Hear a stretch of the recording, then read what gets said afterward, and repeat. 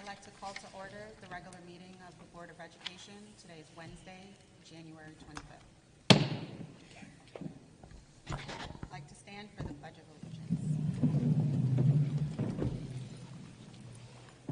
Pledge allegiance. I pledge allegiance to the flag of the United States of America and to the republic for which it stands, one nation, under God, indivisible, with liberty and justice for all.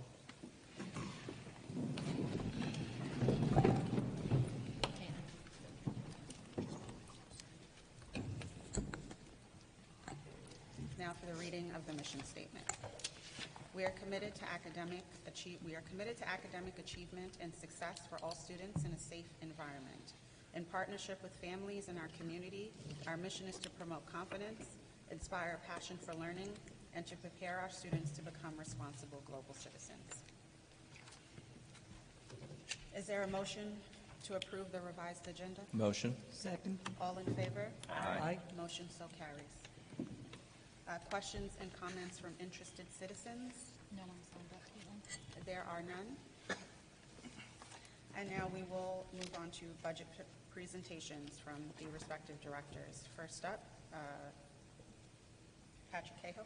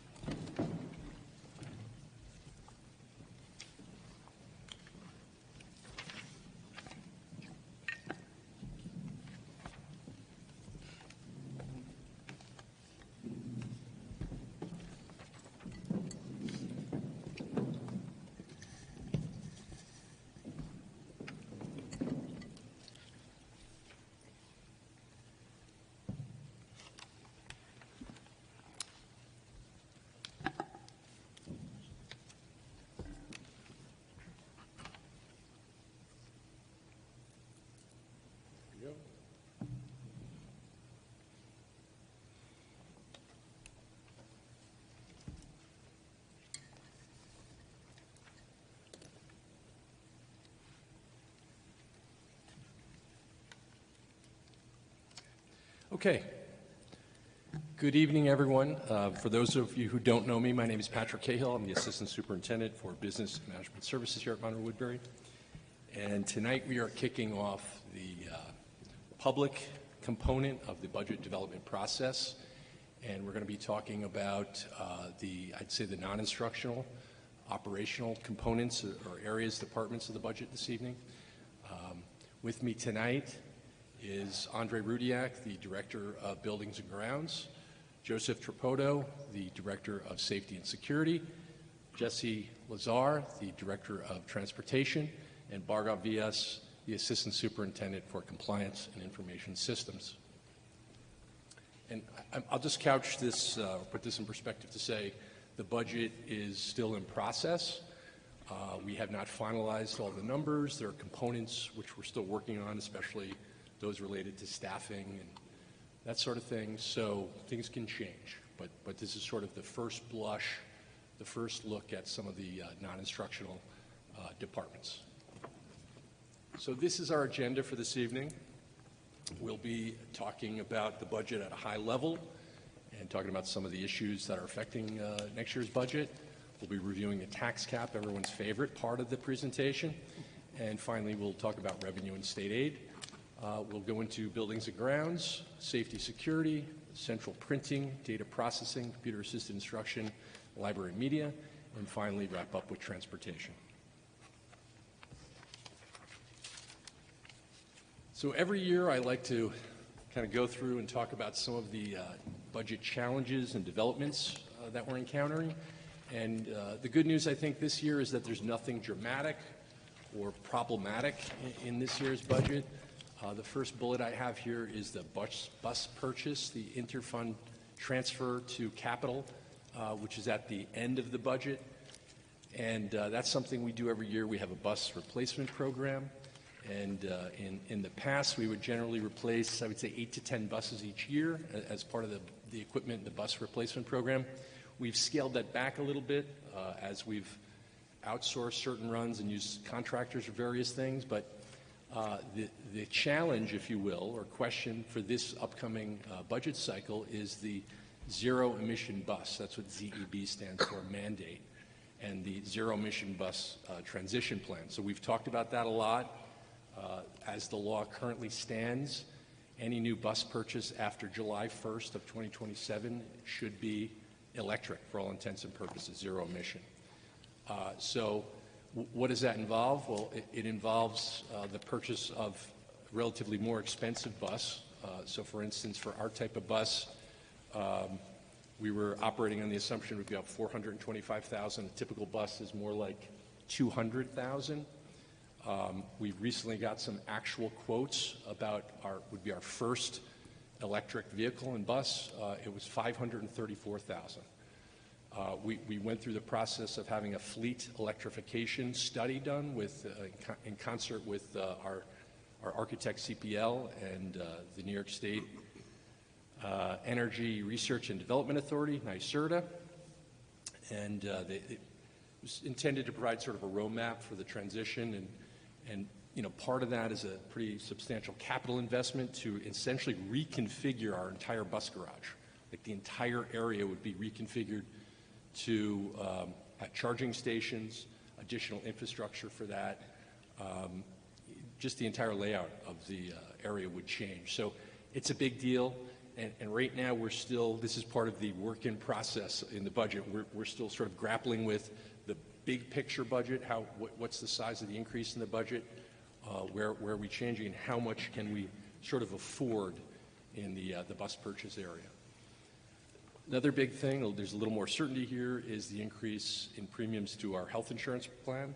So the district participates with approximately 20 other districts in the Orange Ulster School District Health Plan. So it's a consortium of school districts, and we self-insure rather than purchase a health insurance product in the open marketplace. We use a provider for a network, we pay claims, and so it's a self-insurance process. And the advantage of self-insurance is there's no profit. We're not earning a profit. We can reinvest any profits that a regular insurance company would earn to lower the premiums or enhance the benefits for the membership. So the OU Health Plan, the last few years, the rate increases have been relatively modest, I would say, somewhere in the 3 to 4% range. We've seen kind of a spike in medical claims, and we've seen even a larger spike in the RX, which is the pharmacy component of it. And it's largely due to the GLP-1 drugs. It's one of the theories.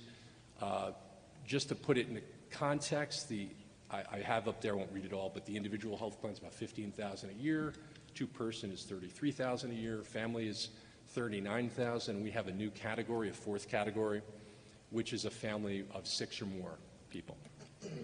And again, to sort of put it in the context, right now an employee of the district pays somewhere between, I'd say, 12 and 15%, for that, and the district picks up the remainder of that. So although it seems like a relatively large increase, 7%, it's sort of in line with health inflation rates, I think, in the economy generally, and it's still well below. I have NYSHIP, that's what the acronym NYSHIP, New York State Health Insurance Plan. It's one of the plans that school districts and municipalities use, the state uses, so the rates of the OU Health Plan are still below the NYSHIP premium. So we're doing well, we're managing the plan well, we're intervening when we can to find cost savings, and part of the 7% increase is to align the revenues of the health plan with the expenses. So we're seeing the expenses go up, and we're trying to avoid a larger spike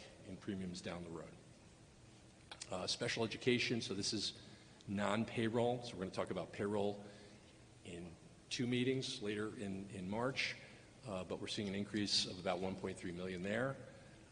In terms of the retirement systems, the district participates with the teachers' retirement system and the state, New York State, and local retirement system, so TRS and ERS.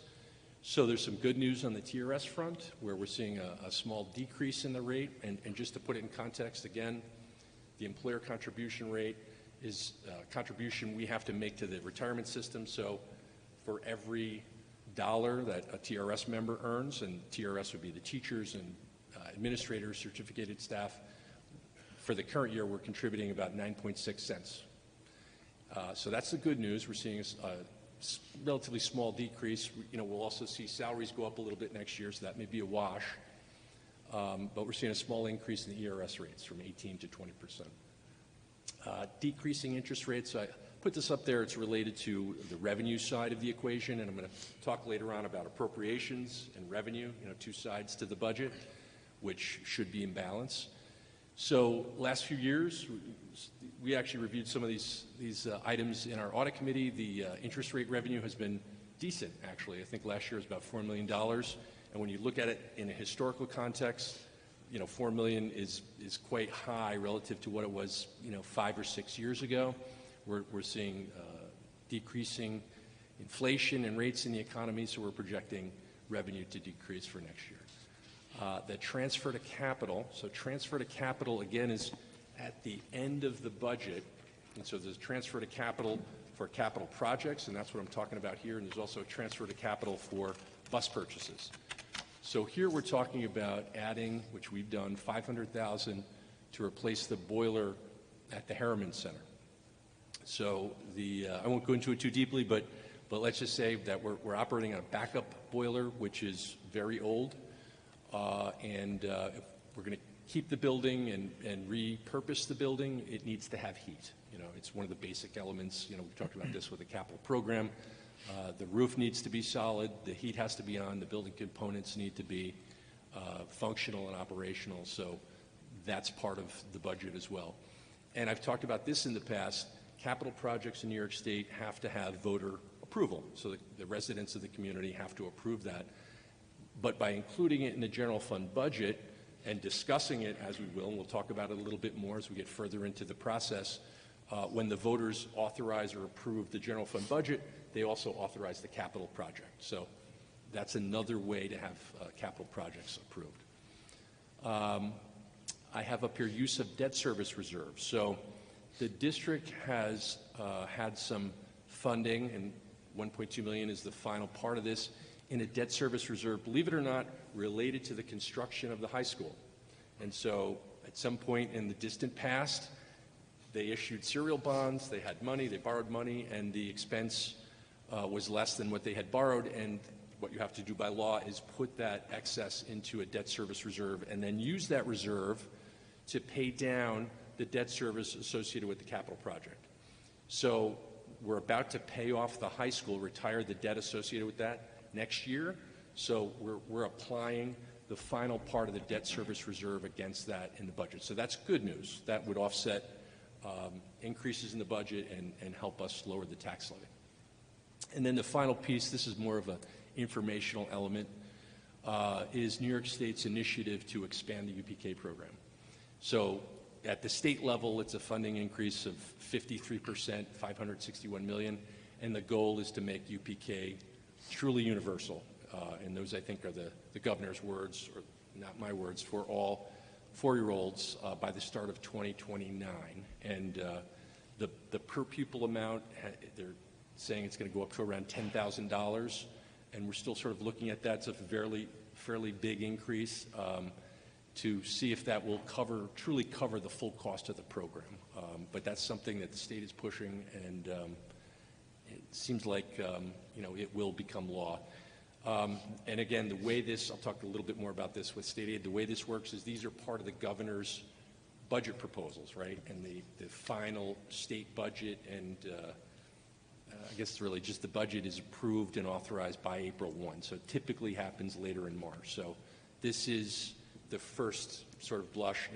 Lately, the governor's proposal typically in pretty similar form is what is generally enacted. In other years, there was a little bit more of a back and forth between the governor and the state legislature. But this year, we have pretty high confidence most of these things will happen. So that is the big picture budget development challenges, cost drivers, et cetera, in next year's budget. Any questions or anything anybody wants to? Yes. Okay. With the zero emission buses at $534,000 a piece, you're saying that we have to purchase regular buses before July of next year, and then we're supposed to be doing the zero emissions? The law, as it stands now, Michael, is that any new buses purchased after July 1st, 2027 must be zero emission electric. So we still are able to purchase, internal combustion engine buses. And there's actually talk, and I think it's actually law, where we can apply for a 2-year exemption, so it pushes the 2027 out to 2029. Okay. Now, you have to demonstrate that you've made sort of a good faith effort to comply, and I think there are also some rumblings or some proposals I've heard to even push it out further, like 5 years, from 2 years to 5 years. Thank you. The other thing is how many years does a typical bus last? Why I'm asking that is, would it be good to do a front-loaded investment while you can, if you get a few more years lead time? Mm-hmm. So, And by that, you mean buy more? buy more Gas and of diesel. the standard ones Yes. now. Yeah, they typically last about 10 years. 10 years. So Okay. that is a strategy, yes. Yeah. Yeah. Well, as I said, And- we haven't finalized the decisions on the bus purchase. But I know that could be an option to just kind of, because I know the electrical infrastructure is a huge component of that. Yes, for sure. Good? Okay. Thank you. You're welcome. Okay, and as I said, everybody's favorite slide, the 2% tax cap. So I will be brief on this, but the 2% tax cap, hard to say, is a limit on the annual growth in property taxes levied by local governments in New York State. So it's applicable to counties, towns, cities, villages, and school districts. And we go through this process, this formula, to come up with the maximum allowable levy. And there is an override mechanism. So for school districts, we have to have 60% plus one voter to override the cap. So in other words, if we went through this whole process, it's pretty rare when school districts do that, and we said we have to exceed the cap for whatever reason. You're able to do that, but you need a 60% plus one voter authorization to make that happen. There are exclusions. I'll walk through the process. Capital is the major exclusion. Capital expenditures net of any state aid. So I won't go through every step in it because I know this is a little tedious, but you begin with the prior year tax levy, which is current year levy, and I have a typo there. It says 24-25. It should say 25-26. We apply the tax base growth factor, which is basically a factor that accounts for, I would say, new construction in the community. They don't want to limit that. If there's a major factory or mall or something that's constructed, they want you to be able to capture that tax base. So that's what that tax base growth factor does. So ours is about a third of 1%, 0.34%. So relatively low. Last year's a little bit higher. We add the prior year payments in lieu of taxes. So that's what the pilot is. We deduct last year's exemptions, which is basically capital levy. We have our adjusted prior year levy, and that's when we apply the allowable growth factor, the 2%. And it's 2% or consumer price index, whichever is less. So it can never be more than 2%. I've talked about this in the past. For many years, this was in place, and inflation was very low. We enjoyed relatively low inflation for a long period of time. COVID hit, inflation started to increase, and it's been sticky.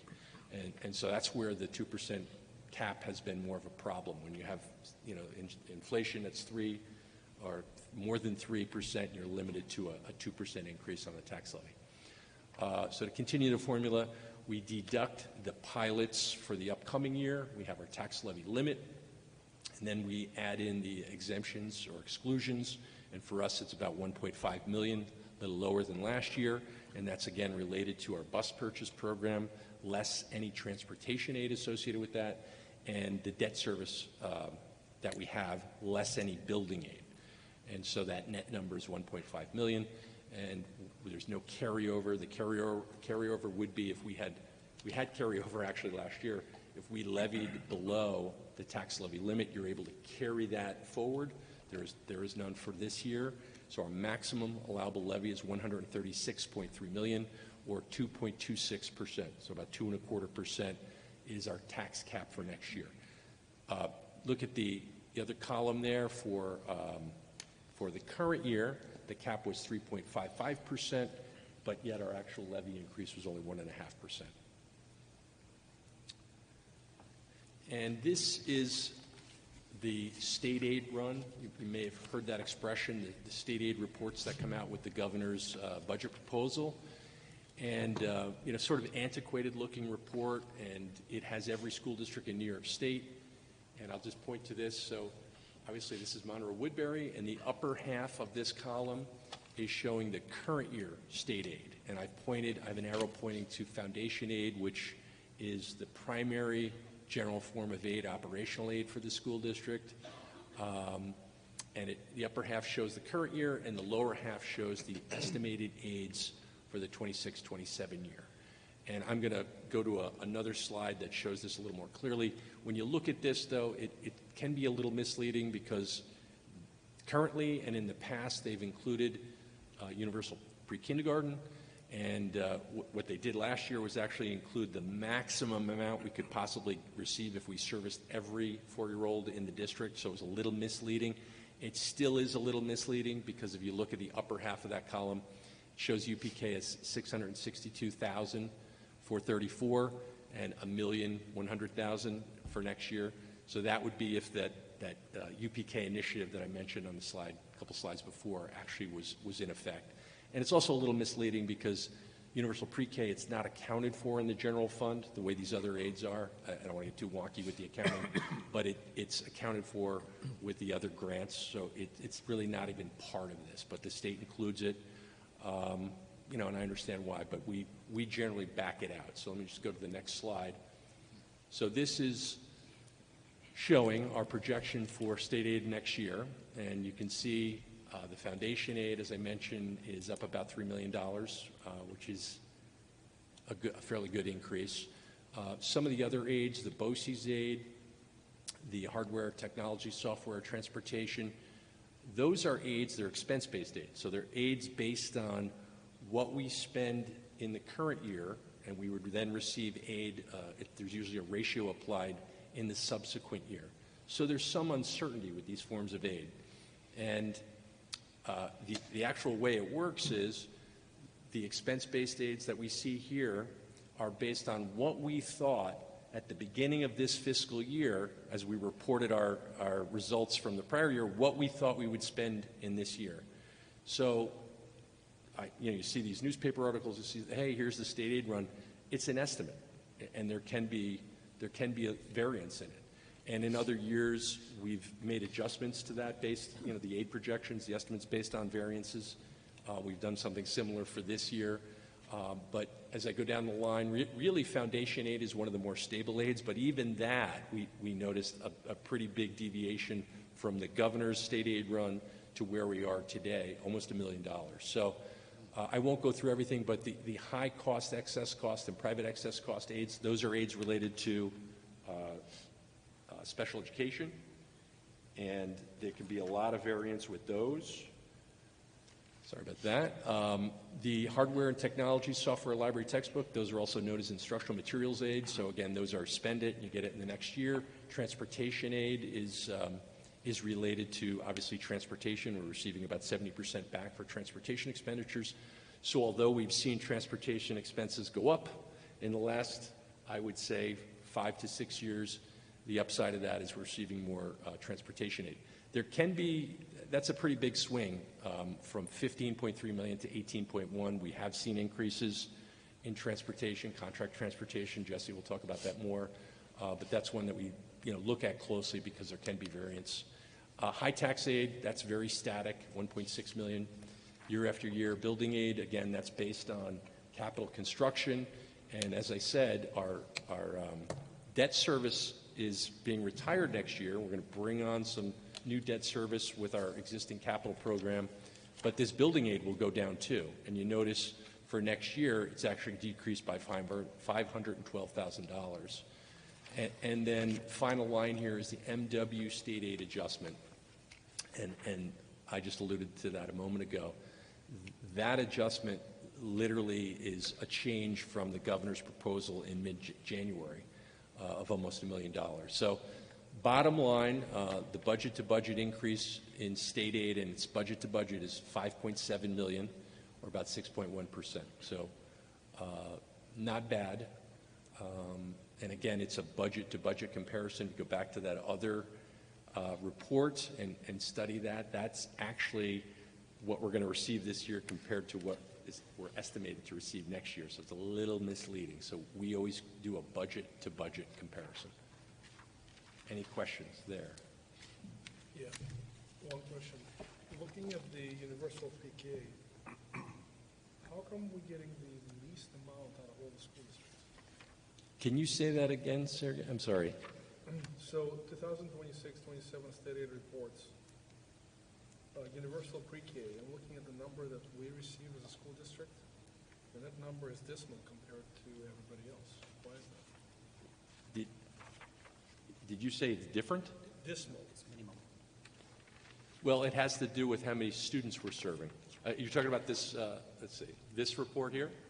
So this number, Yep. 662,000 versus, I mean, the size of the school district is second largest, yeah. and then the amount of money we Yeah. get for the UPK is, Well, it's based on the number of pupils being served right now. but don't we always say that we need more? Pardon? Don't we always say that we need more? I'm having a hard time hearing you. Can you speak into the microphone? I'm so sorry. Don't we say that we always need more? Well, I think there is a waiting list, and there are folks that would like to participate in the program, and I think that's something that we're looking at for next year, expanding that, especially in the context of the additional state aid that may be available. Yeah, and so let me just chime in with that. We are expanding, and yes, that number, what you see, does not fully fund UPK. In other words, the money that's allocated is not dollar for dollar. So in order to access that money, in other words, we have to spend money. So it comes with a cost. Anything else? Okay. Patrick, I do have a quick question. Where is federal aid stand right now? Where does And it stand? From a budget standpoint and producing the budget for this coming year? We have not seen a big change in the federal grants that we receive. Okay. Based on the political climate at the national level, really there's nothing dramatic has happened. Okay. Thank you. Anything else on this slide? Okay. Okay, so I'll speed it up a little bit. I'm going a little longer than I wanted to. I apologize. So this is the budget triangle, and Dr. Hassler's favorite slide in the deck. So this represents, or attempts to represent, sort of a graphical picture of a budget and balance, right? And the balance, the equality is revenue and appropriations. And appropriations is nothing more than a fancy name for our budget. So on the left-hand side here, we have our revenue. So that was our state aid we just reviewed, $100.3 million. There's a handful of miscellaneous forms of aid that go into our budget. Health services, tuitions we charge others, various fees for facilities use and the like. So that's $5.2 million. We're using a tax levy here, $136.3 million, so that's in line with the tax cap that we just looked at, 2.2%. So we have total revenues, and this is all hypothetical at this point, work in process, of $241.9 million. We go over to our appropriations side. We begin here with the current year budget, $236.7 million. We apply, again, hypothetical budget-to-budget increase of 3.5%. The budget would be, the appropriations would be $245.045 million. So in that hypothetical scenario here, it creates a budget gap or an inequality between the revenues and the appropriations. And so a gap like this occurs every year. Occurs at state level. New York City, is grappling or was grappling with something like this. And you close the gap in a few ways. Maybe you use every one of the levers. We close the gap by using fund balance, assigning fund balance, which would occur at the end of this year as surplus monies. We could change our revenue projections.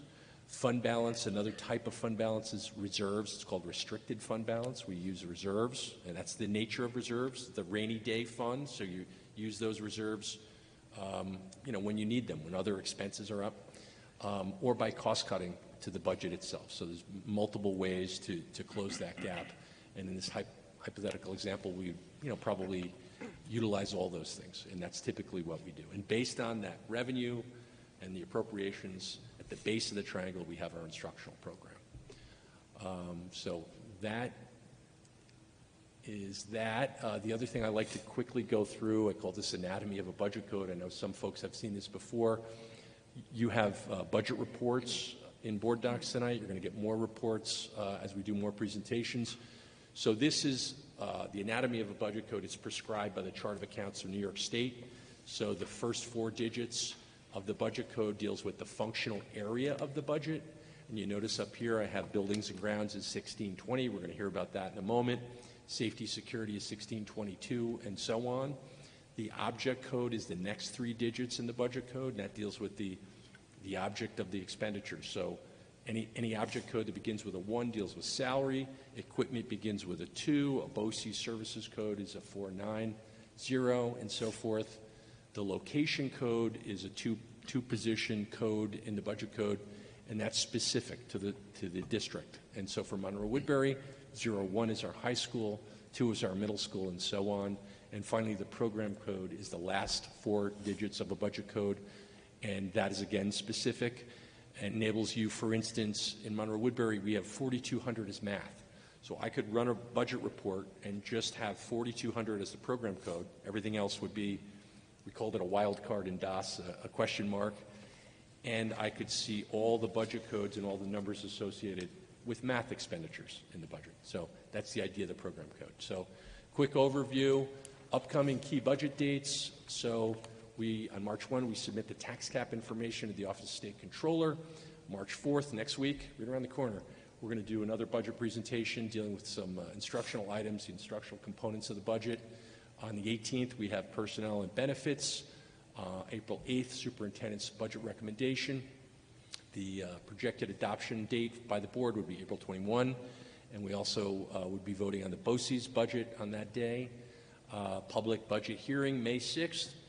We mail a budget notice out, an informational pamphlet to residents, and then the important date here is the statewide budget vote date. So it's a statewide date on May 19th. So any further questions? I had a quick question. Just to go back to the buses really quick. You mentioned the quote for the electric buses was $534,000 per bus. What is the cost of a current bus right now? An ordinary Yes. internal combustion Engine. About 210,000 to 230, depending on the equipment that we get with it. So if we have compartment air conditioning, vans are a little bit cheaper, but So But a range of 210 to, 210 to 230 was the answer. On the and then do ordinary. we know what the fuel and maintenance costs over 10 years are for it? we haven't run. We have a Just study. trying to see, like, Yeah, what the no, I difference understand. is. We went through and it's a fleet electrification plan study. And that was done, which goes into the cost to operate, it goes into the financial component, goes into the routing analysis, operational analysis, capital expenditure required. It goes into the grants and some of the other financing that's available. Like, that's literally what makes this even close to how we currently operate. And that is part of it as well. Like, the conjecture is, over time, the operating costs will be lower and less. Right. And that in the long run, it helps the environment and there'll be no cost impact. In general, school buses are a very good application of this technology because they operate for periods of time and then they rest, then they're idle, and then they operate for periods of time again and they're idle. So it's actually a good application of the technology. It's not all fully fleshed out. I mean, there are so many layers to the problem. One of the things we got this newer quote. We compared it to the report that we had. We contacted our architect who did it. And part of that was they assumed a different style of bus than we use. We use, is it a D, Jesse? It's a flat front D bus, and right now the technology is such that they have the lowest capacity, the smallest battery. So there's a lot of, sort of issues to work through on this. But I could share that report actually with you, and we could discuss it a little further offline. Sure. Thank you. You're welcome. Anything else? Okay, awesome. So we have a little more. I apologize if I went long. I'm going to turn it over to Andre Rudiak, our Director of Buildings and Grounds. Good evening. Thank you for letting me up. You want to switch? Sure. That's good, Andre. Good evening. Thank you for letting me present the Buildings and Grounds budget for 2026-2027 school year. I would like to begin with saying thank you to my entire department for going above and beyond every single day, for their knowledge, for their expertise, and for their support to the entire district and myself. So thank you all for a wonderful job that you guys all do. Going to the department overview with staffing, currently we have 79 positions in my department, and we're not changing that for next year, so we're maintaining the same staff for our department. Operation and maintenance overview. So the custodial staff cleans roughly 1 million square feet nightly, which equals to 3,000 square feet houses, or 6 3,000 square foot houses per staff member. With 229 acres maintained by 8 ground staff, or 29 acres per person, in addition to preparing the playing fields for school and community sports. With over 1,260,000 square feet, our maintenance staff preserves the district investment in facilities. That helps and contributes to the education mission by ensuring facilities are comfortable, safe, and secure, which helps students, teachers, and staff to reach their potential. I would like to highlight some projects that we did in this past year, 2025-26. It was a very busy year for my department. So in the high school, we upgrade the high school library with the new carpet, painting, and the furniture. The boys' locker room, we replaced the lockers. The rubber tiles, we replaced in 2 staircases in the high school from A level all the way down to D. A new scoreboard was installed in the large gym. The new boilers were installed in the high school as well. In the middle school, the entire middle school campus was paved and restriped. A new gym floor was installed and the walls were painted. New bleachers were installed in the gym. Window screens were installed and window AC units were installed. In Central Valley Elementary, the new playground was built. The new lights and projector screen were installed in the auditorium stage.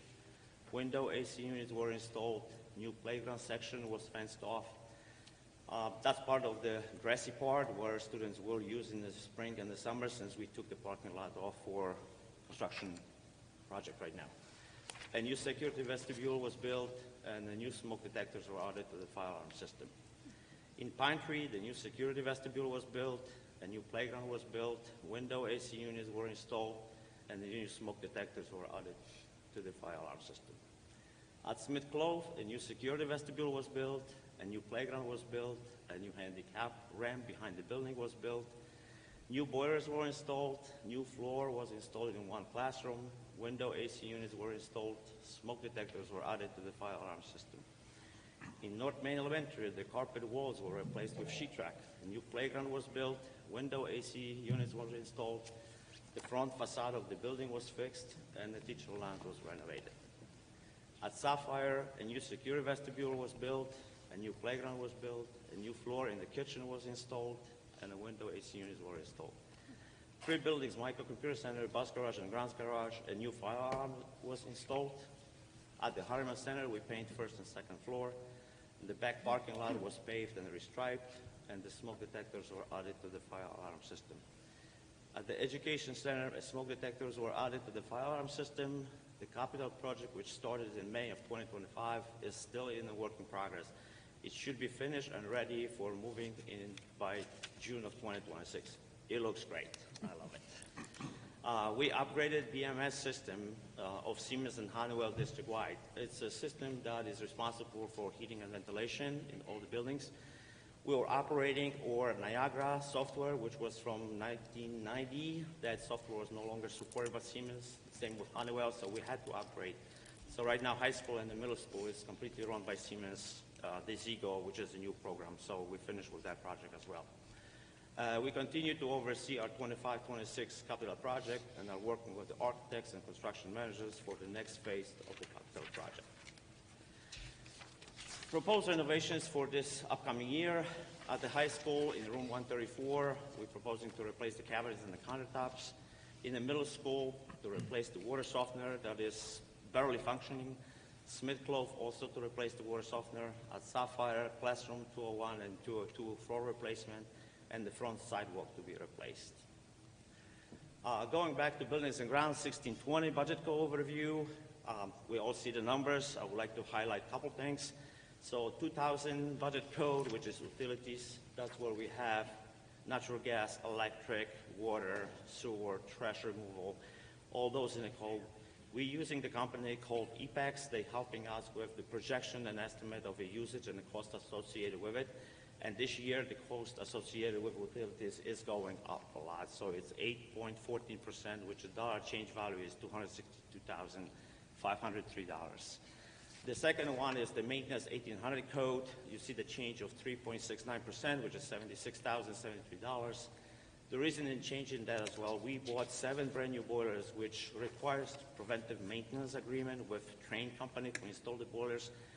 They will tune the boilers before the season, mid-season, and also do the water treatment for those boilers, which is crucial for those boilers to maintain them operational.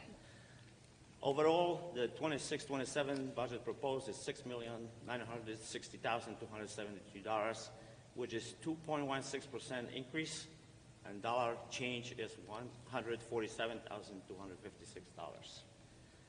With that said, our budget goal for 2026-27 is to continue to maintain the high level of cleanliness and maintenance in the district facilities, maintain the capital investment in district facilities and the fields, and continue to work on the capital project, which is really going to ramp up this summer, and I don't even want to think about next summer. With all that said, if there's any questions.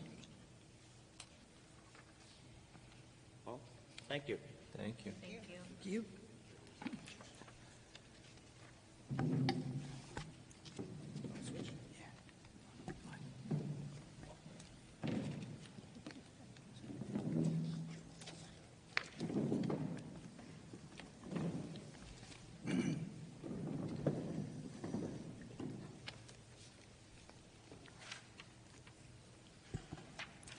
Okay, good evening. As Patrick said, my name is Joe Trapoto, and for those of you who I have not had the pleasure to meet, I am your Director of Security. On behalf of the District Safety Department, I want to thank you for the opportunity to present our budget. To give you a little overview, I'll start with our staffing and experience. We have 59 full and part-time safety officers. Approximately half of them are retired from previous law enforcement careers. Many of our safety officers are bilingual and assist with interpreting, and all of our safety officers are AED and CPR certified. Our key responsibilities: we provide safety officers and a school resource officer at all 7 schools, as well as assigning a safety officer to the Education Center. Coordinate and supervise student arrival and dismissal procedures. Coordinate with first responders during emergencies. Provide coverage for athletic events, both home and away. Extracurricular activities, meetings, summer school, summer crusaders, and the summer spell program. In operational support, we recover missing Chromebooks, hand deliver administrative letters to parents, deposit cafeteria money and finance department receipts, conduct investigations, wellness checks, and residency verification, and we enhance district situational awareness. Our mission is to promote student achievement through a friendly, safe, orderly, and healthy school environment. On security systems and technology, we operate the visitor management system, manage the administrative component to anonymous alerts, monitor, document, save, and export video footage from the district's 369 security cameras, distribute, manage, and oversee the district's 342 handheld digital radios, cover the budgeting and distribution of the Yonder pouches. Recent emergency preparedness enhancements: We have completed the CRG mapping, which provides us with precise location and identification in all of our schools. These CRG maps are integrated with the Orange County Emergency 911 Center, as well as our local first responders. And lastly, some upcoming initiatives. We are presently installing Centegic's Crisis Alert, which will provide all of our staff and teachers with a wearable mobile panic button. And one more project will be our project with Day Automation, which will give us Verkada LPR cameras at our districts. As far as our numbers go, our $816,200 budget is $149,450 less than last year, and that's due to the upfront cost to Centegic's and Yonder were covered in our last budget. Most of our other line items remain the same. With that, any questions? No, thank you. Thank you. Thank you.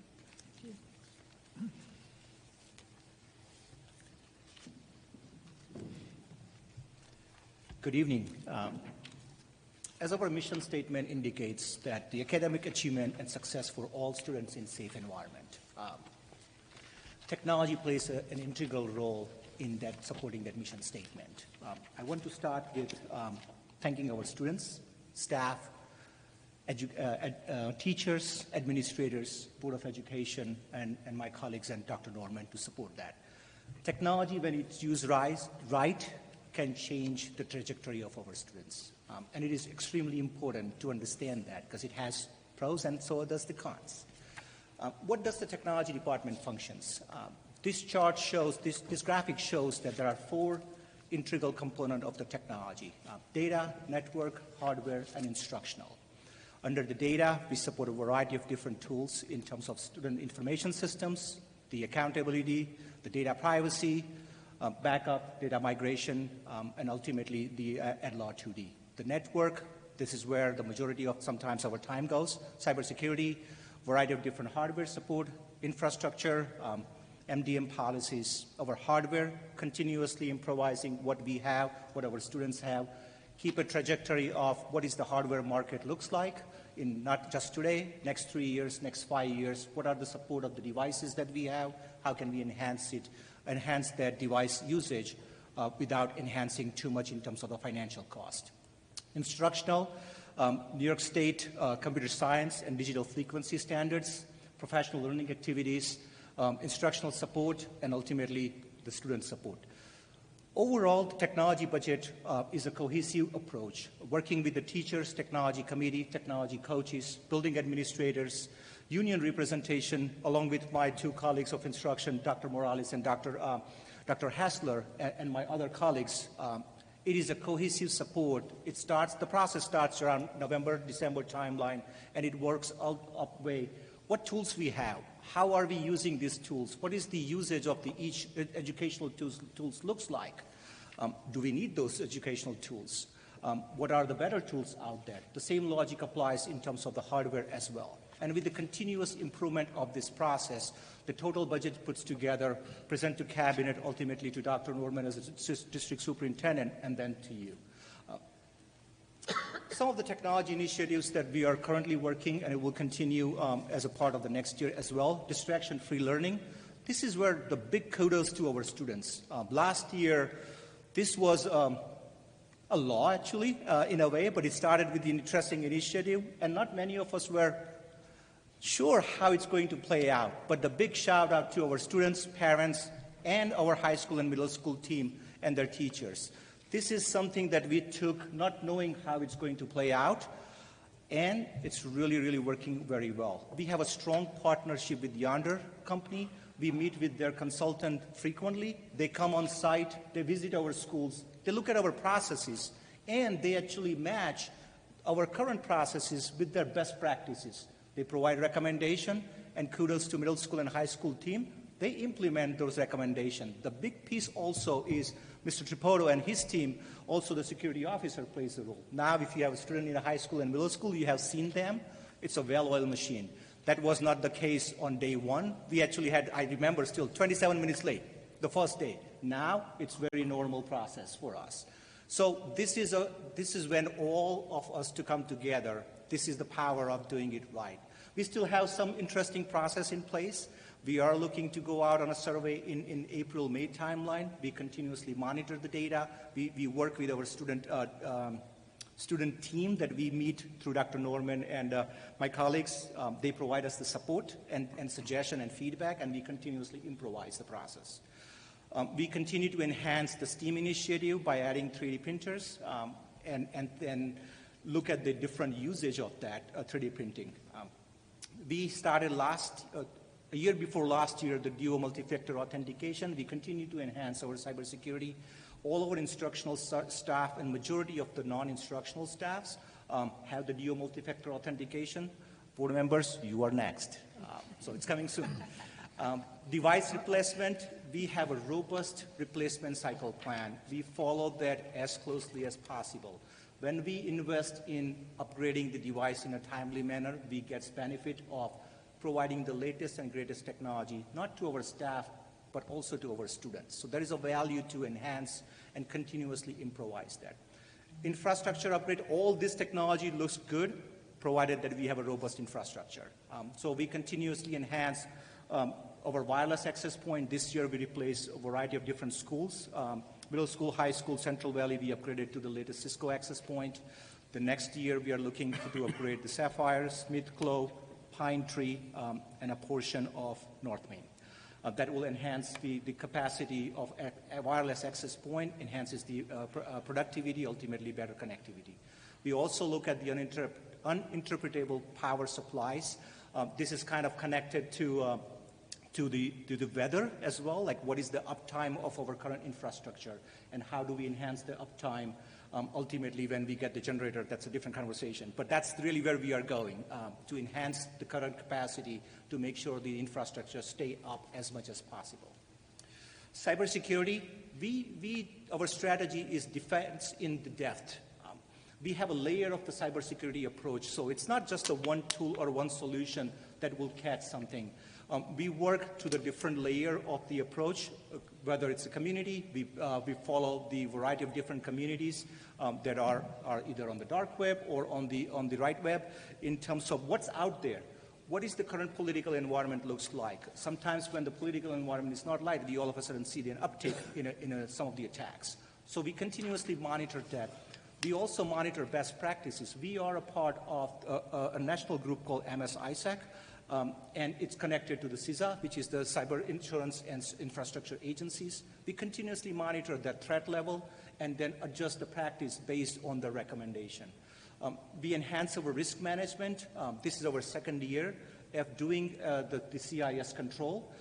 This year we have just finished actually the 6 to 12 7 to 14 the CIS controls. And this is the second year in a row that we do not have any significant recommendation. So that is the kudos to all of us. Cybersecurity is not just behind the scene technology responsibility. It is everybody's responsibility. So when you get those pesky phishing campaign email, that's important to understand and learn that it is a part of your enhancing by identifying and not clicking and inputting your information. Continuous improvement on the network, devices, and infrastructure. We monitor that what data we give it to our third-party vendors. What is their SOC 2 compliance? What information that they follow? Are they at Law 2D compliant? So this is a continuous improvement. Our purpose always is to identify the gaps, and then can we mitigate the gap? If we cannot mitigate the gap, can we buy more insurance to support that gap as well? We continue to monitor the data privacy and AdLaw 2D compliance piece. We have continuously doing the disaster recovery and incident response plan. We used to do this every 2 to 3 years. Now we do every year because cybersecurity is changing very quickly. As the AI infusion is coming along on a positive side, there is always another side of that as well. So we have seeing the sophisticated attack that allows us to mitigate the attack, but also enhances our disaster recovery and incident response plan. We follow the NIST cybersecurity framework along with their assessment and then recommendation. Phishing campaign for our students and staff. We are one of the very, very few school districts who provide the phishing campaign and do the phishing campaign to our students as well. A lot of organizations do that for our staff, but we are also equally at the risk if the student clicks something on that. So even though the student phishing open rate is higher, the value is in educating every single person who has pretty much the mailbox. We continue to monitor the mandatory cybersecurity training for all the staff members, including the board members as well, and that helps us to enhance the cybersecurity. And every time we bring the new software or new tool, we vet that through the data privacy and Law 2D. What type of the information that they're collecting? Where is that information is stored? Is it on-prem? Is it off-site? Is it even U.S.? Is it the data center is outside the U.S.? So we consider all those different perspectives before we sign up the paperwork and then start giving them the data. So all this information ultimately support the 4 different budget codes in technology. So 2630 instructional, we have the increase in 3.89%. We are looking to add a couple of solutions in this one. One of the big one is the Passport for Good. That is going to enhance the tracking the portfolio and the hours for our middle school and high school. We've been piloting it this year. Our expectation is, our goal is to go live come next year. Data processing, it's a 3.94% increase, and this is directly related to the increased price of the hardware. I'm sure you're aware about not only tariff, but there is a shortage of the hard drives, the memories, the CPUs. That is a kind of an interesting side, well, not as interesting, it is an interesting side effect of AI boom. So we are seeing that the Chromebook that we used to buy just about $250, now it costs 30% more. We are very proactive in ordering the equipment and then making sure that we have enough on hand in case of there is any disaster or issues. However, eventually this cost is going to catch up. So that cost, the increase is directly related to the increased hardware cost. Library media, our library media specialist, Kathy Gartner, she's in the audience as well. Thank you, Kathy, for your support. They do a really amazing job of making overall library as the media hub to us. There is a 3% increase in that. Central printing, we're doing very well. We have a fleet of copiers that we monitor. We continuously negotiate with our vendor by looking at the report on monthly and a quarterly basis. We see the usage. What are we printing?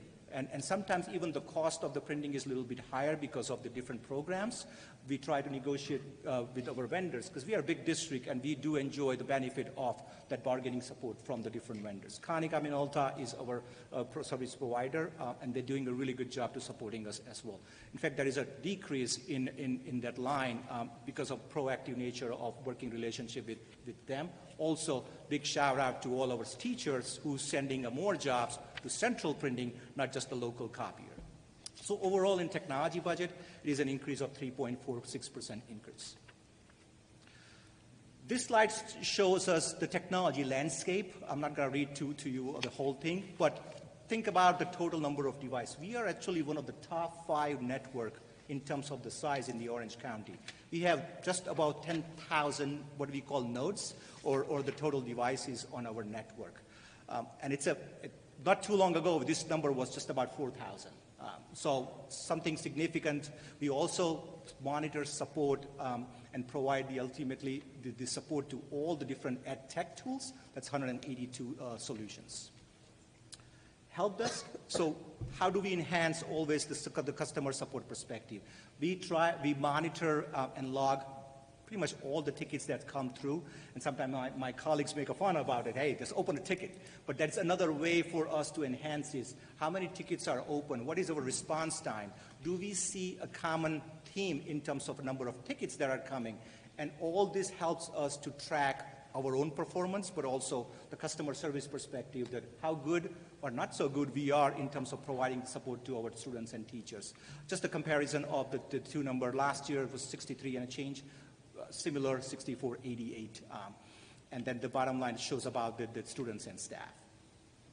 High school help desk, this is one of the flagship approach for us.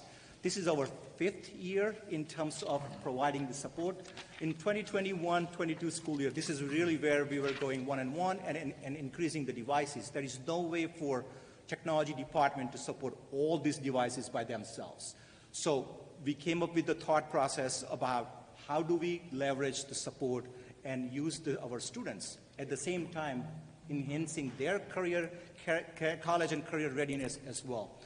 The program is in the 5th year. We have 22 students now that are increasing. Zoe mentioned few board meetings before about the help desk with the middle school. We are looking the possibility to expand the help desk currently only at the high school, see what it looks like for middle school and maybe even some outside organization. What it has served us is not only helping us in terms of device, but this is ultimately supporting the students. They come, they learn, they master the process, and now we are at the stage that the current seniors take the interview of the incoming students. So they also learn how not to just learn the technical skill, but they learn how to give the interview, but also how to take the interview. So it's moving really, really in the good direction. Big shout out to our high school administration and our high school librarians to keep supporting this initiative. Library media. Our media are really, the library media centers are the hub. This is where some of the magic happens. This is the one common place in the entire school that every single student visits. So we continuously enhance that. Our K-12 circulation, we monitor this number very well, and it's keep up increasing that. Big shout out to all our librarians to do an amazing job. We empower our students as the creator. We are enhancing our makerspace. Even though we are at the very early stage of that, it's the work in progress in that direction. And then leading from the library, our librarian, one of the librarians was the speaker in a national conference. We have a strong partnership through Dr. Hassler and library media specialist with our public libraries. We enhance with the book fairs, World Read Aloud Day. Last time when we had a board meeting, it was actually World Read Aloud Day, and then a variety of different PTA events that we support. Before I take any question, I have a short video that will give you just a bird's eye view of what does the technology looks like in Monroe-Woodbury.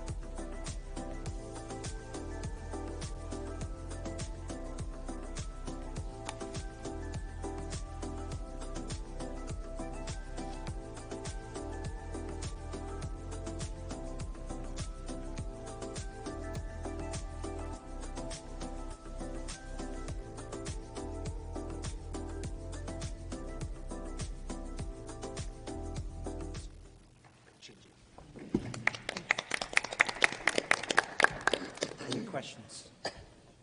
I do. I think, as we all know, AI is kind of the next wave of technology. How are you managing in terms of helping the students along in terms of learning the tech, but keeping the parameters in place, not only to keep them honest in an educational environment, but also on a cybersecurity end? It's a great question. This is our third year of robust technology committee. Through the technology committee, we have developed guidelines. In fact, that should be posted on our websites as well. That is an attempt for us to bring the students in the conversation. Whether we acknowledge or not, students are using AI. Our intention always for last 2 or 3 years is empowering our students through the teachers. And last 2 school years, we have put a lot of emphasis on the AI and professional development for our teachers. Not only our teachers, our support staff as well, because this is not just instructional tool, it enhances the productivity as well. However, when it comes to the instruction, the appropriate path is guiding the students. So, for example, one of our teachers, Mr. Garan, he teaches cybersecurity and computer programming here. His first day lesson looks like, hey, here is the guidelines for AI. Let's go through it, let's educate ourselves. And taking that negative connotation out of the conversation. AI is not only here, it's going to be here, and the way this is developing, it will be not just the AI, it will be AGI and ASI, the superintelligence. So the goal is to enhance and support our teachers, and then ultimately through them support our students. We also did a couple of months before, we did a session for our parents through the middle school PTA. And our goal was to bring the parents into this conversation as well. Because this is not just the students, and it doesn't only contain in the school. When the student or child goes home, parents can actually have, because of the appropriate AI, ask the appropriate question. Majority, we all are parents. How was your day? That generally the student would, or kid would say, good, and that would be the end of the conversation. If you prompt it properly, the AI, it may ask you or tell you as a parent, ask the appropriate question that will improvise the conversation with your child. So that's a positive side, but we are also very mindful of the other side as well, and then not to get too much into the depth. The other layer that we continue to keep in mind is the data and the cybersecurity as well. So we are a Google for Education school district, and through the Google Gemini, that is 100% Ed Law 2D compliant, and we are one of the very few districts as an early adopter of the AI. This is 3 years now, and we continue to enhance that. I think the goal is to provide the appropriate PD, and then through the PD, support our teachers, and then support our students. I'll tell you one more thing. So a couple of years, maybe a year and a half before, Dr. Norman, when he joined us, he introduced the Gusky model. This is a PD model, a professional development model that is proven by the scientific research. We continue to take that model and then provide that with a feedback loop. So it's not just when we provide the training and support on a PD day. How are our teachers are using it? How are the main office secretaries who we have the AI session that they join, enhancing their workflow in supporting and applying what they learn? So there are ways to enhance. We continue to do that. We're working with my colleague, Dr. Morales and Dr. Hassler. Every time we send out the PD, we have a feedback form, and then we provide the better support next time. So in fact, we have one coming up in March 28th. Thank you. Any other question? Thank you. Thank you. Thank you.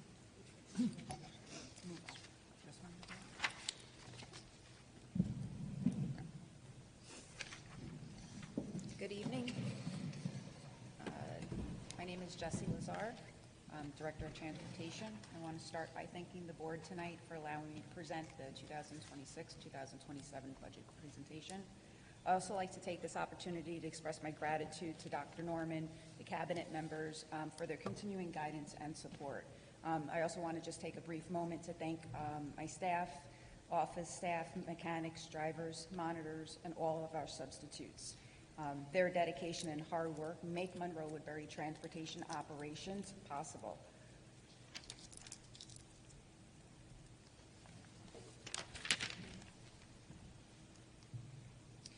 So Contract Transportation Code 5540, cost drivers. So these are our two main cost drivers behind our transportation expenses. One, transporting resident students to non-public and yeshiva schools. one of our primary cost drivers continues to be transporting resident students to non-public and yeshiva schools. While enrollment in these schools is projected to increase by approximately 5% next year, the rate of growth has slowed, which suggested we are beginning to see stabilization.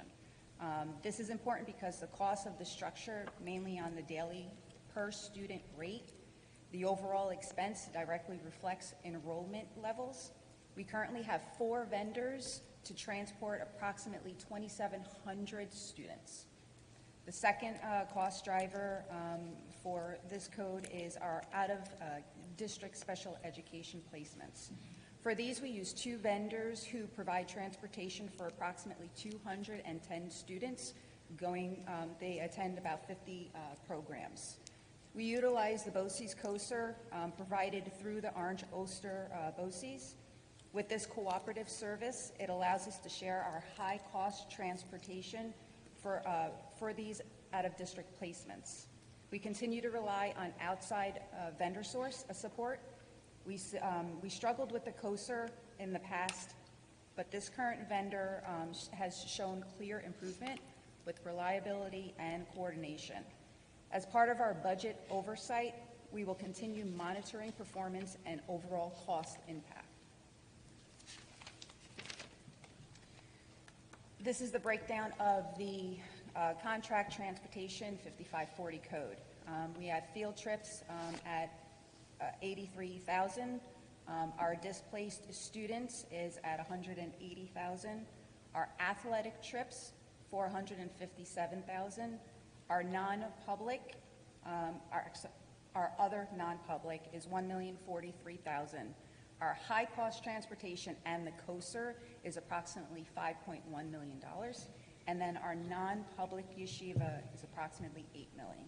So bringing the total contract transportation budget to approximately $14.9 million. Transportation Expenditure Code 5510. This does not include payroll. We've seen significant cost increase for parts and supplies. These increases are mainly due to inflations and tariffs. We also added to the consultant code 5510-449. This is for the on-bus nursing service for our out-of-district special education students. By including this expense in the transportation budget, we can maximize our eligible state aid. Our year-to-year budget comparison. So for the budget code of 5510, last year it was 1.7 million. This year we're looking at approximately 1.8 million. So this 5% increase is due to inflation, tariffs, and the on-bus nursing service. The garage building code 5530, last year's 305,000, this year's 310,000. This reflects a 1.66 increase. The cost basically is for the utilities and the insurance of increase. Our contract transportation budget code 5540. Last year it was 14.8 million. This year approximately 14.9. This is a 1.14 reflection of increase for our non-public yeshiva students. Overall, transportation increase for the department last year was 16 million. 848,000. This year's approximately $17.1 million. It's a difference of a 1.54 increase overall, which is $260,000. All right, so our school bus safety poster contest, we host this every year. The students of the district, a lot of them do participate. This year's theme was a safe ride, everyday heroes. So fasten your seatbelts. We have 2 students that are riding their way to state competition.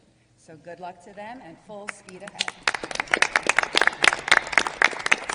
Did I have Joe beat for the quickest presentation tonight, or was he quicker? No? Okay. Any questions? Thank you. Thank you. Thank you.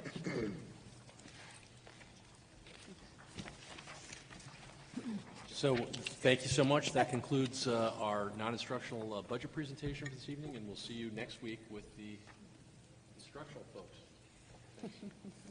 Thank you all. Thank you.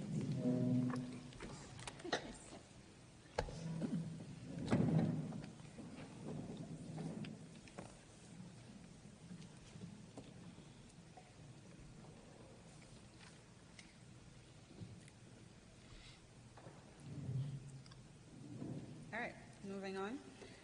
Motion to approve the February 4th meeting minutes. Motion? Is there a second? Second. All in favor? Aye. Motion so carries. Is there a motion to approve the first reading of the policy manual updates? Motion. Policy 7500, 8520, 8505, and 9120.1A1. Motion. Is there a second? Second. All in favor? Aye. Motion so carries. Motion to approve a resolution nominating Martha Bogart and Lawrence Berger to the Orange Ulster 2026-2027 Board.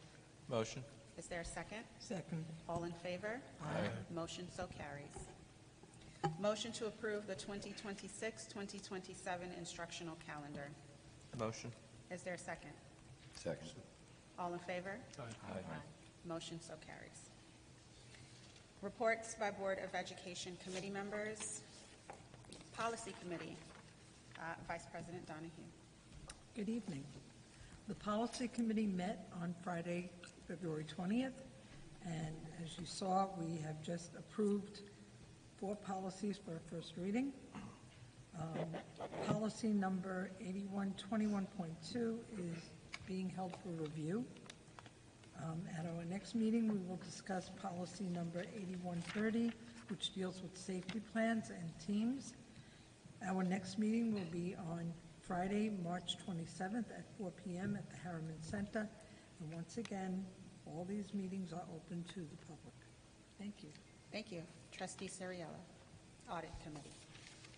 Yes, on Monday, February 9th, we met at 6 p.m.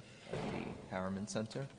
We met with Naraki Smith CPAs, and they went over our internal audit reviews. They are in process. There are 3 in process. We discussed a 4th one, and it is governance and planning, and the committee did unanimously agree to go with a full scope on that one, and we did ask that they have it completed this year, and they agreed that they could do that. Presentations were also done by the claims auditor, Daniel J. Martin. Kudos to the finance team at the district, because he gave them high regards and high marks for the quality of the work that comes out of their department. So that was really great to hear, that he reviews invoices and payments before processing. So that was very reassuring for the committee to hear. And we do have an interim meeting that we're planning, but we don't yet have a date. So you'll hear more about that when it comes up. And that was my update. Thank you very much. Visitation Committee and Capital Project Task Force. Trustee Reynolds. We have not had meetings on both since the last board meeting we had. Our next visitation meeting is Monday, March 2nd at 4:30, Smith Clove School. So we're excited to go see our teammates there. And then the capital projects, I don't think we have one on the docket, Patrick, right? We do not have anything scheduled, but we had talked about something in April. Right. May timeframe. That's about it. Thank you. Orange County School Board Association. Dr. Santicola. Thank you. I'm a little late with this report. There was a meeting on February 3rd on Tuesday. It was a virtual meeting. There was a wonderful presentation by a remarkable speaker, Colonel Christopher Halshak. His message was community service makes a good citizen, which makes for a good community. And he said it starts at home. An example he gave was kids should make their bed because that's a service to their mom. I think I'm going to put that in my house on the TV 24/7. 2 sites were shared. Orange County American Legion and National Service Ride Project. There are so many opportunities for our youth to teach the message of service. And I was particularly touched by the Hudson Valley Honor Flight Youth Guardian. You have to be 17 or older. You escort a Vietnam-era veteran on an honor flight to Washington, D.C. in the fall and the spring. You get firsthand stories, gaining understanding and meaning of service and sacrifice. So I thought that was really cool. There's also an opportunity for a high school student at Senator Skoufis' office as an office intern, and I guess that information was emailed to us through the district. And March 3rd is the next meeting, and it is in person and perfect timing. The topic is the use of generative AI in education. Thank you. Thank you. Report by student representative of the Board of Education, Mrs. Obi Irable. All right. Good evening. Happy Wednesday. I hope everyone's week has been great so far and also safe because of all the snow out there. The last visitation I had was with the middle school last Thursday, February 19th.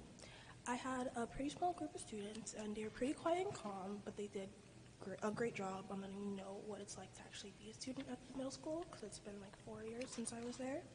Some key points from that visitation were that the students taught that a lot of the teachers and staff were very welcoming and nice to have a chat with. They found that they did care more for their core classes they took, so classes like math, English, science, history, and stuff like that, rather than their actual elective classes, so computers, arts, facts, and those types of electives.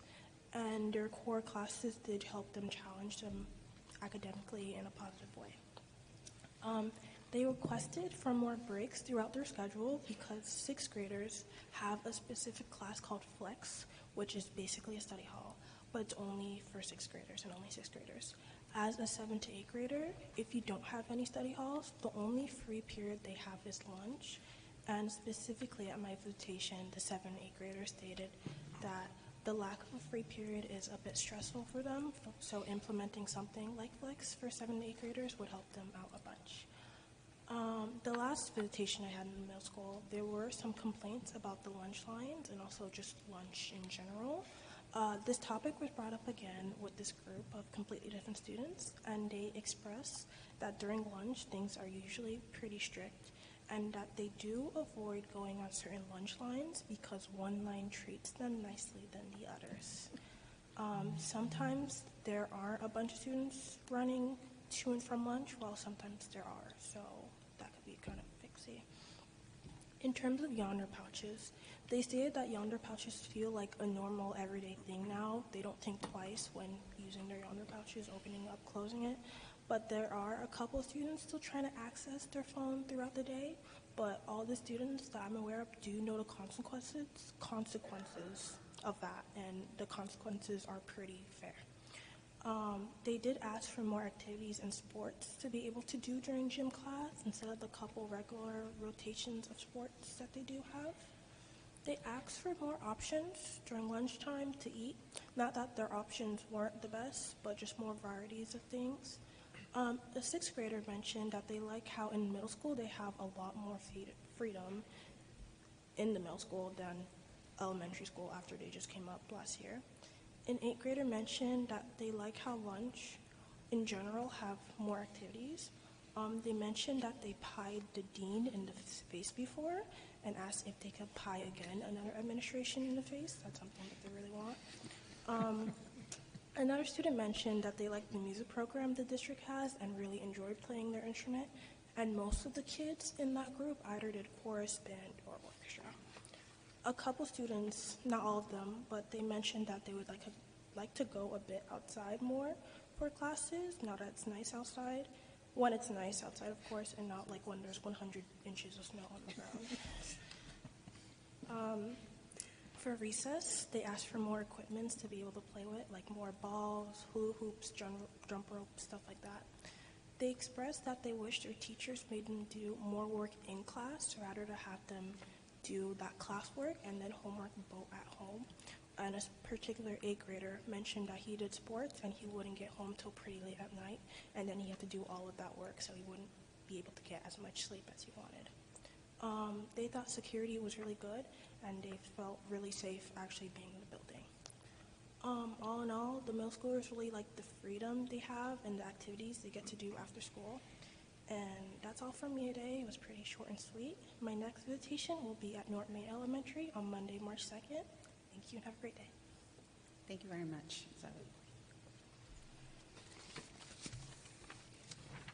Is there a motion to approve personnel items 12.1 through 12.1? Motion. Second? Second. All in favor? Aye. Motion so carries. Motion to approve business and financial items 13.1 through 13.4. Motion. Second. All in favor? Aye. Motion so carries.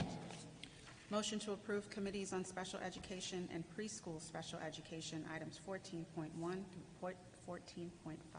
Motion. Second. All in favor? Aye. Motion so carries. Finally, is there a motion to adjourn to executive session to discuss personnel matters? Oh, did we skip something? What did we skip? You skipped reports. Reports. Oh.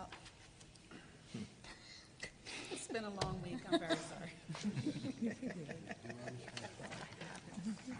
All right. Reports by board and central office. Dr. Hassler. So real quickly, just to follow up on Dr. Santico's comments, we've had students in the past who've been selected to be youth guardians for the honor flight, and we actually have 2 students that have been nominated, and we're waiting to hear if they've been selected for the April 11th trip down to D.C. So I concur that that is an amazing, amazing organization and event that they host. Congratulations to all the retirees, particularly congratulations to Mike Barone. I had the privilege of working with Mike for 5 years at CV. I'd like to wish you the best and a very happy, well-deserved retirement. Winter concerts have been amazing. Congratulations to the high school and middle school, particularly the Kaleidoscope concert and the Prism concert were once again phenomenal this year. Good luck to Odyssey of the Mind this weekend. In the middle of drama season, Elephant and Piggy at CV was great. I also had the privilege of reading at CV. And finally, thank you to the high school for hosting an amazing transition curriculum night for the incoming 8th graders and new families regarding all of the amazing programs at the high school. Thank you.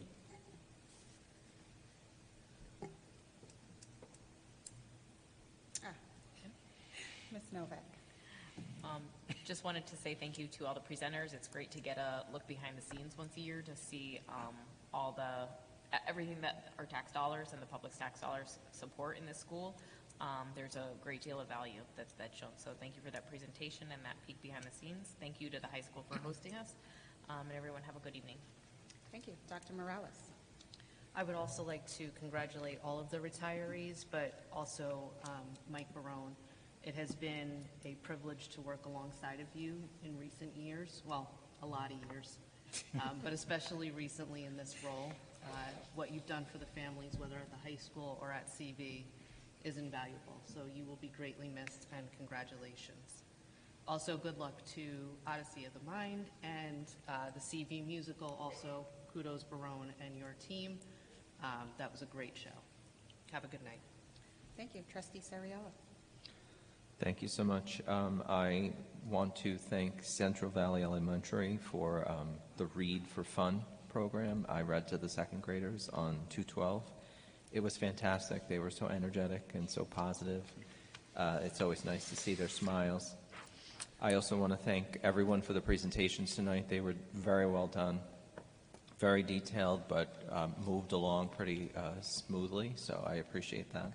And I know how much work goes into those type of budget presentations, so thank you for that. I also want to call out Michael Barone. I can say this now because my kids aren't in the schools anymore. One of my kids' favorite admins that they've ever experienced. Michael Barone wore a tutu one year after losing a challenge, and my son couldn't imagine. He just was beside himself with joy. So wishing you a very, very happy retirement, and thank you for impacting our kids' lives. Thank you. Thank you, Trustee Sariello. Dr. Santicola. Thank you. Well, we'll miss you, Mr. Barone. My kids enjoyed their time at CV, so thank you very much. I would also like to thank you for all the presentations tonight, all the behind the scene works that go into it. I know it does take a lot to do that, and thank you for your investment into our children. I especially like the high school student tech help desk. Any project that we can empower our kids or give them a skill set, I think is amazing. And I come from a background of gratitude, service, and empathy, so I just want to give a shout out to all the volunteers within our school system whether it's the PTA or sports, all the rec coaches. I really appreciate that. And thank you for your time invested into our children. Thank you. Thank you. Ms. Zoe? I'm going off script tonight. All right. I had the pleasure of watching Elephant and Piggy at Central Valley Elementary, and it was really cool and impressive. There was a scene where he did like a bunch of splits and stuff and like flips, and it was really crazy, really cool. Prism was last night at the high school, so congrats to all the students with that. That was really impressive. A couple weeks ago at the high school was actually the 8th grade visits to the high school. I had the chance to monitor and tour some 8th graders, so I'm really excited for a bunch of new faces coming in next year. It's currently musical season, so I encourage everyone to please and go watch a musical. As a theater kid myself, watch that. All the students are super talented. And I also want to end with thank you for all the snow days. That was really nice. Like 2 days back to back and a 3-hour delay today was fantastic. Thank you. Dr. Koifman. Thank you to all the presenters today. Like Mike said, it takes a lot of work. Thank you to the high school for hosting us. Congratulations to the retirees. Mr. Barone, enjoy it. Throughout the years, in this kind of work, you may not have perhaps experienced the immediate gratification and appreciation for what you do, but judging by the comments today and all the children that were educated by you, the gratitude and appreciation is there. Thank you. Have a great evening, guys. Thank you. Mr. Cahill. So I'd just like to echo what others have said this evening and sincerely thank our Buildings and Grounds and Transportation staff for the snow cleanup this weekend. It's like deja vu again. So big thank you for their efforts, and I hope everyone has a nice evening. Thanks. Thank you. Dr. Valles. Mr. Barone, so you'll certainly be missed, whether it's the wearing the tutu or having the cereal box challenge. You are always fully in. I wasn't going to bring it up, but you, Mr. Cereal opened the door. You are always supportive of, at least from a technology perspective, and whatever it takes to support our students. So thank you for all, actually 20 years of service. And looking forward to the interviews from the Middle School Drama Club. Thank you. Trustee Officer. Good evening. I would like to thank the board for your confidence in electing me. I look forward to working with each of you. I'm honored to serve, and I'm committed to supporting our students and our community. On February 5th, Caitlin and I attended the memorial service for one of our high school students. The resilience displayed by his family during their unimaginable loss was admirable, to say the least. We met with his parents and offered our condolences and extended our continued support as a district in any way they may need. Next Friday, my daughter and I will attend the school play at North Main.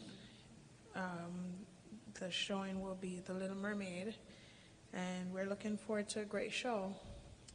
Thank you. Thank you. Trustee Reynolds. Thank you to the 5 leaders who presented today. Greatly appreciate all your really leadership, right? So a lot of hard work, as our teammates have said already, and all the teams that are underneath you putting together all of that and making our district really run. Clearly essential parts of our educational system. So thank you very much. Have a great night. Trustee Bellino. Yeah, thank you very much for the time. Thank you for the presentations. They were great. Some of the items that were discussed, especially with Patrick, are things that I'm not necessarily privy to all the time, so your detail makes it a lot easier to understand and take in that information. And with technology in focus, I get to learn how the district goes about just processes from top to bottom. So thank you. Thank you to everybody else that came here as well to listen to us, and have a great night. Thank you. Mr. Berger. Good evening. I too wanted to thank our Transportation and Buildings and Grounds departments for everything they did to get our schools up and running. It is no easy undertaking what they needed to do with all of this terrible weather. I consider it terrible. Some people may enjoy it. But from my perspective, it's been enough. But I do want to thank Transportation and Buildings and Grounds just for getting our buildings ready and for transporting our kids safely to and from school. Good luck to our OM students who are competing this weekend. I too had the pleasure of going to Central Valley to see our drama club perform Elephant and Piggy. It was a fantastic show. We're really looking forward to seeing Little Mermaid Jr. this weekend for North Main as well. I also wanted to again acknowledge our retirees and congratulate them on their upcoming retirements. As others have stated, I'll echo them as special acknowledgement of our Central Valley principal, Michael Barone, who has dedicated 20 years of service to our district as an administrator. It is not an easy job, but you made it seem flawless with your attitude, the way that you approached your work, the rapport that you built with our students, our staff, our school community. Certainly you will be missed, but we're fortunate that we still get to work with you for another 5 months or so until that retirement day, unless you change your mind. But congratulations, Mike. Well deserved, and have a great night, everyone. Thank you. Vice President Donahue. I'd like to thank the high school for hosting us and thank our presenters and their teams for all the hard work they put into tonight's presentation. I did get to see Elephant and Piggy. We are in a play, Junior, and it was delightful. I also got to see the Kaleidoscope concert with my grandson, and we both enjoyed it very, very much. I read at Central Valley to the fifth graders, and I'd like to also congratulate all the retirees, especially Mr. Barone. You will be so missed. Thank you to the Buildings and Ground and Transportation crew for all the hard work they put in. And I'm looking forward to seeing Little Mermaid this weekend, this Friday, and Into the Woods next weekend. And I don't know about anybody else, but I've had enough snow. Have a good evening. Thank you. Superintendent Norman. Good evening, everyone. I'll try not to be as redundant. So to Mr. Barone and all of our retirees, congratulations on your retirement. Thank you for your service. To Zoe, you never cease to impress me. I'm sure I speak for others as well. The things that you share with us, we take seriously. So I make it my business to say this publicly. Those, I'll call them issues because that's how I'm perceiving them, that you raise are going to be addressed. And I want this to be a public record, because if you're going to advocate for others, then, and others are willing to share their voices, I want them to know publicly that we've heard it and that we're going to do something about it. So we'll be talking about the lunch lines among some of the other things that you shared.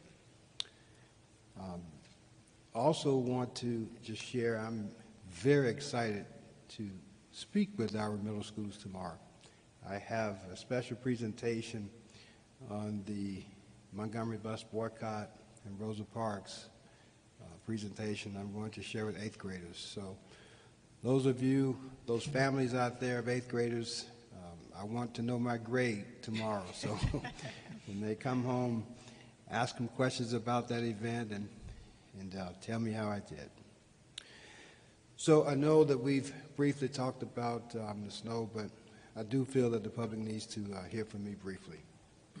And I want to start by not just internally, but thanking the entire community for your patience and flexibility as we work together.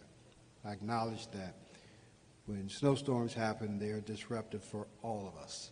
So I want to thank everyone in our community for your patience and flexibility.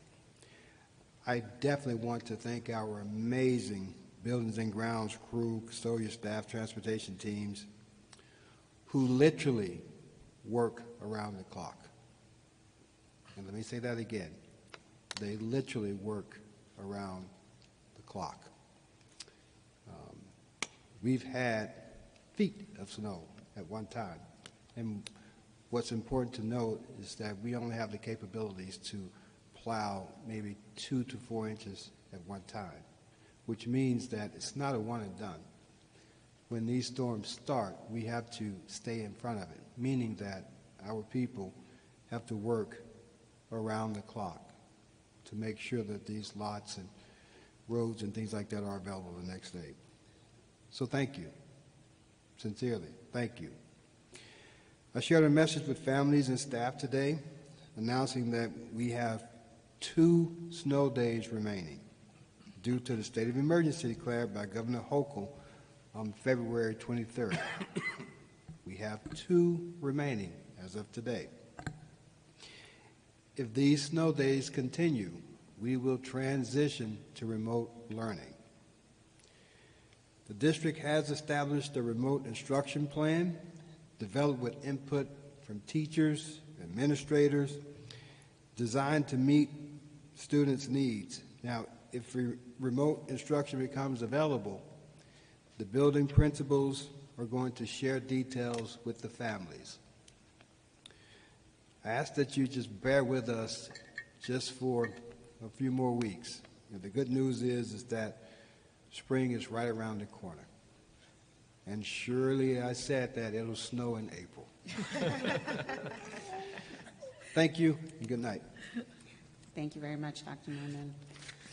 I want to mirror the sentiments of everyone to thank all of the directors for the amazing presentations. It's always a great insight into seeing how innate it is and intricate it is in terms of spending the dollars responsibly, making sure that the decisions that you're making are for the benefit and the impact of the students, the faculty, and the administration. So thank you for that.